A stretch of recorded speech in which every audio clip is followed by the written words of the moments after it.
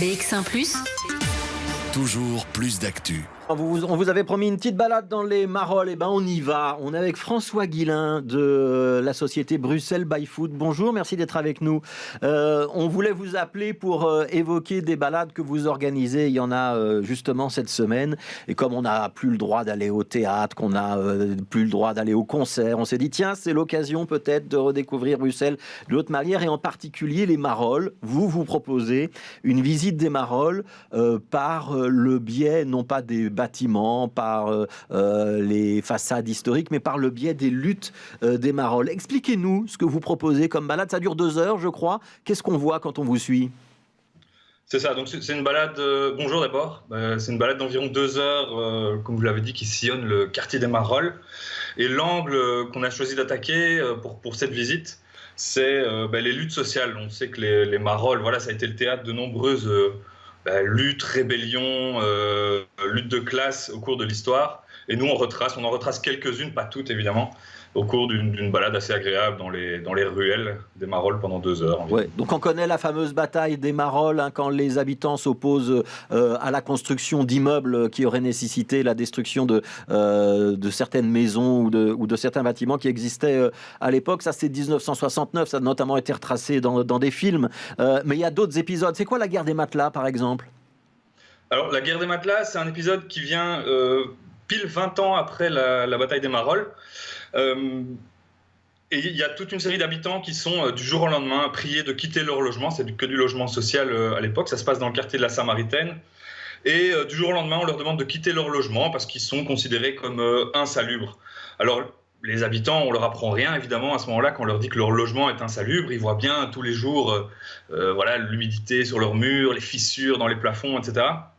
Donc, les rénovations, ils les accueillent vraiment les bras ouverts, mais ils veulent simplement des garanties de pouvoir retourner et récupérer leur logement après les travaux, et surtout pour un loyer identique, quoi.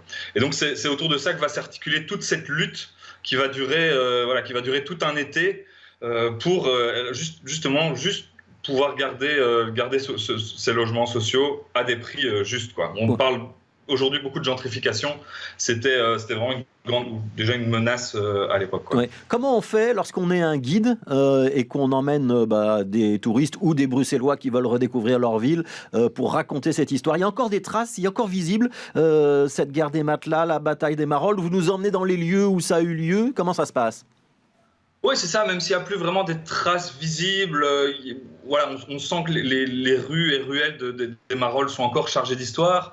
Il y a des bâtiments qui portent encore des marques de certaines luttes, mais c'est surtout une ambiance. Enfin, je veux dire, quand on se balade dans les Marolles, on ressent ça un peu à tous les coins de rue, que c'est un quartier historique, qu'il est porté par ses habitants qui n'ont jamais courbé l'échine face à quelques menaces que ce soit, quoi. Alors ces balades, c'est les jeudis et les samedis, ça dure 2 heures. Ça s'adresse à qui ? Ça peut s'adresser aux Bruxellois qui ont envie de découvrir leur ville, ou ils apprendront rien, c'est pour les touristes ?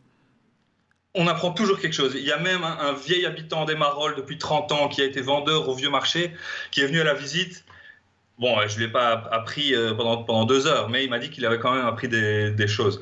Donc ça s'adresse vraiment à des touristes aussi bien internationaux que belges ou même bruxellois, voire maroliens aussi, quoi. Ouais, donc vous faites vos visites en français, en anglais ou en néerlandais, en fonction du public qui est présent. Un petit mot sur le prix que ça coûte. Vous faites, c'est un prix libre. Ça veut dire que c'est libre et conscient. Je crois que c'est l'expression que vous employez. Ouais. Ça veut dire qu'on demande aux gens de payer. C'est pas gratuit, mais c'est eux qui fixent le prix, c'est ça ? Exactement, c'est une sorte de nouvelle philosophie. Donc vraiment, les gens en pleine conscience, on prend 5 minutes au début de la visite pour expliquer vraiment pourquoi ils payent et en fonction de quoi. Mais c'est vraiment les gens qui décident, les visiteurs qui décident combien ils veulent fixer le prix de la visite, quoi. Donc c'est le jeudi et c'est le samedi, on peut en profiter cet été pour découvrir la ville. Il y a encore des places pour les semaines à venir ou c'est compliqué ? Non, c'est ça, il y a encore des places, même pour cette semaine.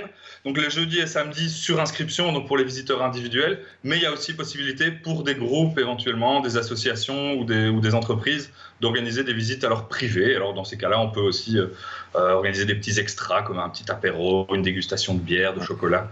pendant la visite. Je voudrais 30 secondes, si vous voulez bien, François Guillain, sur une autre visite que vous organisez qui s'appelle les Bruxellaires célèbres. Et là, qu'est-ce qu'on visite? Et c'est pas Jacques Brel ou Charles Quint. Qu'est-ce que vous nous proposez de voir dans cette visite-là? Alors, Charles Quint n'y est pas, Jacques Brel y est. C'est une visite qui revient sur quelques Bruxellois marquants qui ont marqué l'histoire de Bruxelles. Alors, certains sont connus, on a cité Brel, certains moins. Mais ils ont toujours eu leur importance dans l'histoire de la ville, dans le folklore. Mais c'est très contemporain, parce que vous nous emmenez voir la maison d'Audrey Hepburn, mais vous nous parlez de Stromae et vous nous parlez même de Bonhomme le graffeur dans cette visite, exact? Exactement, ouais. Donc c'est vraiment très très éclectique. On passe de Léopold Ier à Stromae, ensuite Bonhomme et Audrey Hepburn. Donc voilà, il y en a vraiment pour tous les goûts. Donc ça, c'est les vendredis et le dimanche. Pour ceux qui veulent plus de renseignements, c'est bruxellesbyfoot.be, donc Bruxelles à l'anglaise, byfoot.be. Merci beaucoup, François Guillain, d'avoir été avec nous. Et bonne visite des Marolles. Donc pour ceux que ça intéresse, le jeudi et le samedi, il est temps de s'inscrire. Merci à vous. Bonne suite de journée.